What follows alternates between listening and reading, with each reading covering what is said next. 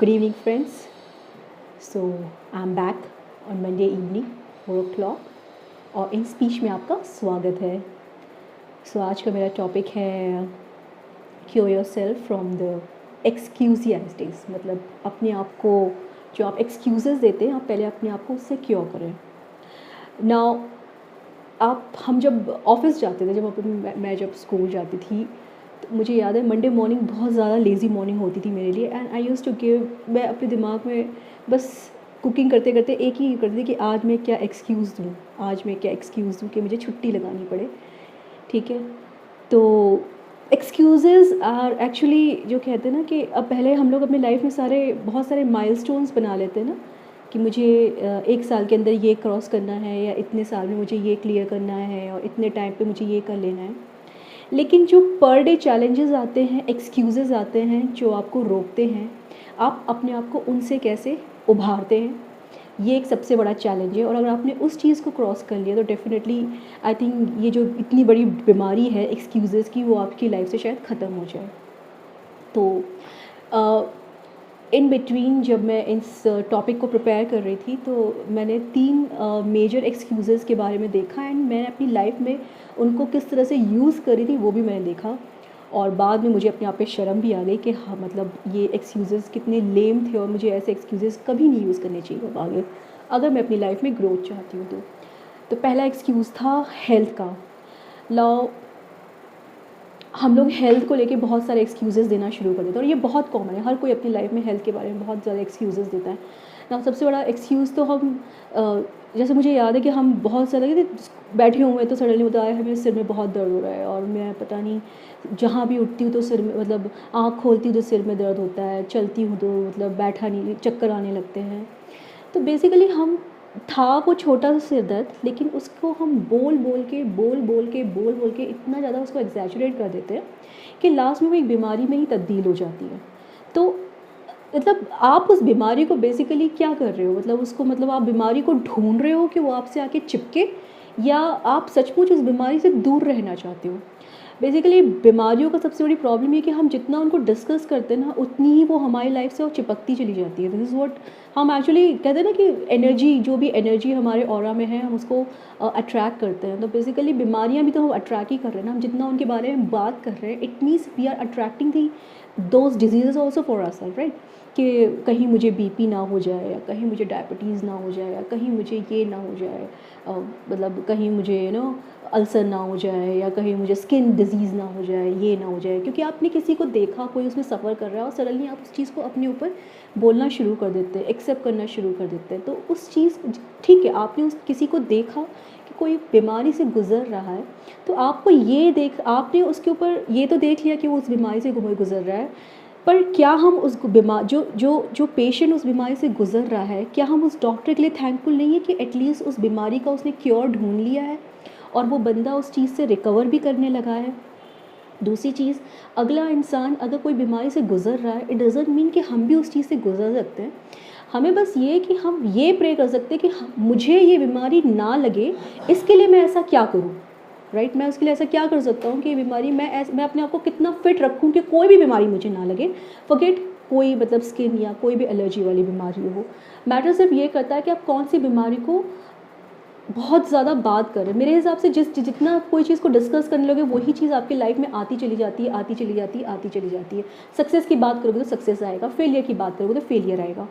तो बीमारियां भी वैसी ही हैं, और हर जगह हम एक्सक्यूज़ेस बहुत देते हैं. बीमारियों के एक्सक्यूज़ हम सबसे ज़्यादा देते हैं कि मुझे ना उस दिन पेट में दर्द हुआ, और हम उस बीमारी को डिस्कस करते हैं, बड़े ज़ोर शोर से डिस्कस करते हैं. पेट पे दर्द हुआ, और मैंने तो दवाइयाँ खा ली, और मैंने तो ये कर लिया, वो कर लिया, कुछ फ़र्क नहीं पड़ा, अब मैं क्या करूँ उसके बारे में. तो बीमारियाँ भी जितना हम उसको, पहली बात तो हम जिसको बता रहे वो भी इंसान परेशान हो के, हाय कितना ये पेन में है, कहीं वो पेन मुझे भी ना दे. दूसरी चीज़, उस बीमारियों का आप इलाज के बारे में बात नहीं कर रहे हैं, आप उसको डिस्कस कर रहे हैं ताकि वो और बढ़ता चला जाए. वो पेट दर्द जो है वो अल्सर में बदल जाए. बात ही क्यों करनी है? पेट दर्द है तो पेट दर्द का इलाज करो. बात करने से कोई वो पेट दर्द छोटा नहीं हो जाएगा. उसको हम दवा खा के ही उसको क्योर कर सकते हैं. तो सबसे बड़ी बात ये है कि please don't discuss your excuses about your health, कहीं भी ले जाके हमें एंड अप कर सकता है। क्यों हमें हेल्थ के बारे में बननी है? अरे बात करनी तो फिटनेस के बारे में बात करो, बात करनी है तो instead of talking about I have a headache, उसके अलावा आप ये भी तो कह सकते हो कि मैं इस हेडेक को कैसे उभारूँ, मैं इस हेडेक से कैसे निकलूँ, ये भी तो हम बात कर सकते हैं। तो पहला एक्सक्यूज़ तो हेल्थ का ही आ गया, ठीक है। और दूसरा एक्सक्यूज़ जो मैंने सबसे बड़ा देखा है, हम लोगों को अपने इंटेलिजेंस के साथ बहुत कंपेयर करते हैं। मतलब हम ये सोचते हैं कि मेरे पास कितना कम दिमाग है, अगले के पास कितना ज़्यादा दिमाग है। और ये कंपैरिजन मैंने डे 1 से देखा है। मुझे आज भी याद है, मैं बचपन में अपने आप को बहुत कंपेयर करती थी। मुझे लगता था कि मेरे क्लास में जो टॉपर है वो पता नहीं कितना पढ़ता होगा और मैं पता नहीं क्या नहीं पढ़ती हूँ, जो मैं लाइफ में मतलब मुझे क्यों नहीं 60%, मुझे 60% पे क्यों टक जाते हो, मैं मतलब 80% क्यों नहीं क्रॉस करवाती हूँ। तो वो कितना इंटेलिजेंट है और मैं कितनी डम हूँ। सो मेरे स्लोली जब मैं इस चीज़ को जब बड़ी होने लगी, तो मैं आज जब अपने आप को देखती हूँ तो शायद ये एक अच्छी बात थी मेरे अंदर कि मैंने किसी की इंटेलिजेंस को अपने ऊपर हावी नहीं होने दिया। मैं ये सोचती थी कि भाई वो उसका दिमाग है, ठीक है चलने दो, मेरा दिमाग है, मैं जितना यूज़ करूँगी कहीं ना कहीं तो एंड अप हो ही जाऊँगी और अच्छी जगह एंड अप होंगी। तो क्यों हम एक दूसरे से कंपेयर करना है, क्यों हमें अपने दिमाग को किसी और के साथ कंपेयर करना है? जहाँ पे मैं अच्छी हूँ ज़रूरी नहीं अगला इंसान भी वहाँ पे अच्छा हो, और जहाँ पे वो अच्छा है ज़रूरी नहीं है कि अगला इंसान उस जगह पे मैं भी अच्छी हूँ, कोई ज़रूरी नहीं है। पढ़ाई में ज़रूरी नहीं है कि अगर मैं पढ़ाई में अच्छी नहीं हूँ तो मतलब मैं और चीज़ों में भी बुरी हूँ। मैं शायद खाना अच्छा बना लेती हूँ, या मैं स्पोर्ट्स में बहुत अच्छी हूँ, या मेरा मतलब कैलकुलेशन में मेरा दिमाग बहुत अच्छा चलता है, या प्रेजेंस ऑफ माइंड मेरा बहुत अच्छा है। तो मैं अपनी अच्छी चीज़ों को देखूँ, राइट। मुझे अपने अच्छे हिस्से को देखना है, ना कि मुझे अपने उन जगहों को देखना है जो मेरी वीक पॉइंट्स हैं। पढ़ाई मेरा वीक पॉइंट हो सकता है तो मैं कभी भी रिकवर कर सकती हूँ। हर चीज़ का इलाज है। इसका मतलब ये नहीं अगर आप कहीं पे स्कोर नहीं कर पा रहे हो तो इसका मतलब ये नहीं कि आपका दिमाग कम है, नहीं हुआ, इट्स ओके, चांस है, कभी चला कभी नहीं चला, उसमें कौन सी बड़ी बात है। तो इसका मतलब हम हर जगह ये तो नहीं लेके बैठ जाएंगे कि ये फेलियर हो गया मेरी लाइफ में और अब मेरी ज़िंदगी ख़त्म हो गई और मैं इसके आगे कुछ नहीं कर सकता हूँ और ऐसा और वैसा। It's not like that. पहली बात, अपने आप को किसी और से कंपैरिजन करना मतलब अपने दिमाग को अंडर एस्टिमेट करना और अगले के दिमाग को ओवर एस्टिमेट करना, ठीक है। ठीक है, अगला इंसान से हम क्या सीख सकते हैं एज अ इंस्पिरेशन, वो बहुत ज़रूरी है, ना कि अपने आप को कंपेयर कर करके अपने आप को उसमें और दबा दे देना, ठीक है।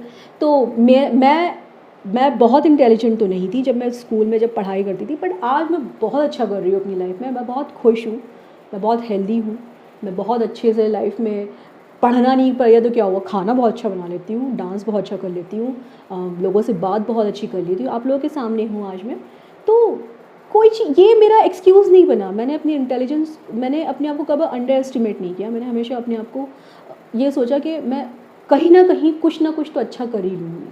तो अपने आप को ये पेप टॉक देना बहुत ज़रूरी है हर टाइम पे कि यू आर ऑलवेज़ बेस्ट। हमेशा अपने दिमाग में ये बोलते रहोगे I am the best, I am the best, I am the best, वो चलता ही रहेगा।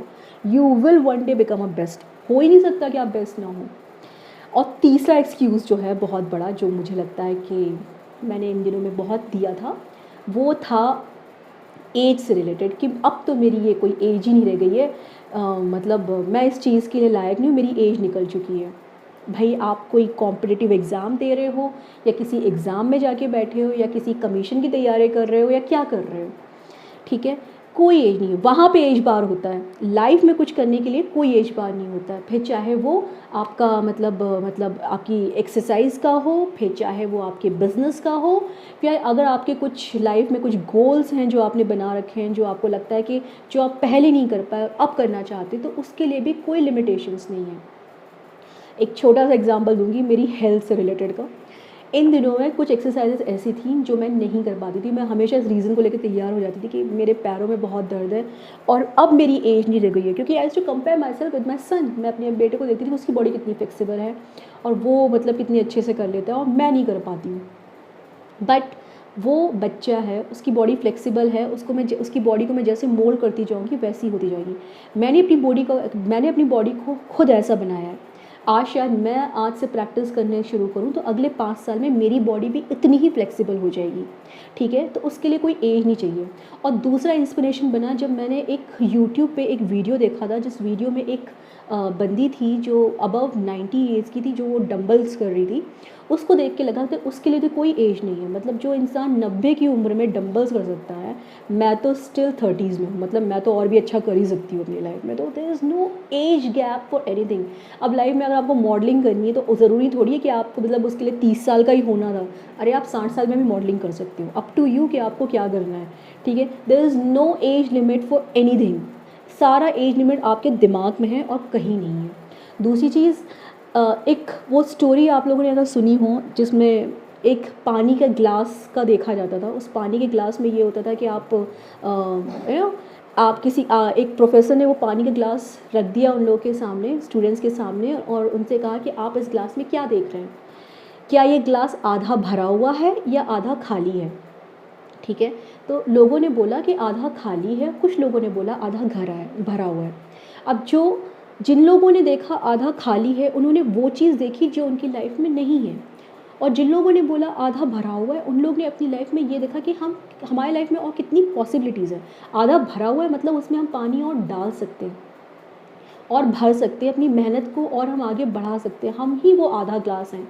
जितना हम उसको भरते चले जाएंगे, हम एक पॉइंट तक उस ब्रिम तक आ जाएंगे, और शायद जब हम छलकेंगे तो सक्सेस हमारी छलकेगी। वो छलकना जो होगा वो हमारी सक्सेस छलकेगी। तो इट्स ऑल द पर्सपेक्टिव। ये 3 एक्सक्यूज़ेस जो हैं लाइफ के, ये आपके मतलब सिर्फ आपके पर्सपेक्टिव के ऊपर डिपेंड करते हैं कि आप अपने उस एक्सक्यूज़ेस को किस तरह से देख रहे हो। अगर आप पॉजिटिव पर्सपेक्टिव में देख रहे हो तो आपके आगे जाने के चांसेस बहुत ज़्यादा है। अगर आप उनको नेगेटिव पर्सपेक्टिव में देख रहे हो तो आपका वहीं पे स्टॉपेज लग चुका है। तो मेक योरसेल्फ मोर वाइडन। अपने एक्सक्यूज़ेस को सबसे पहले ओवरकम करना बहुत ज़रूरी है।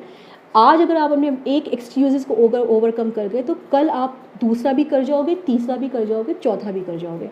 तो cure yourself from all the excuses you're giving yourself every day for not doing certain things which is helping you to come up in your life, especially whether it's a health or it's your anything which makes you more better in life or profession or career or जो भी कुछ है. Stop giving excuses to yourself. So thank you so much. Thank you for listening. Thank you for watching. Have a nice day. Have a nice weekend. See you soon on next Monday. Bye bye.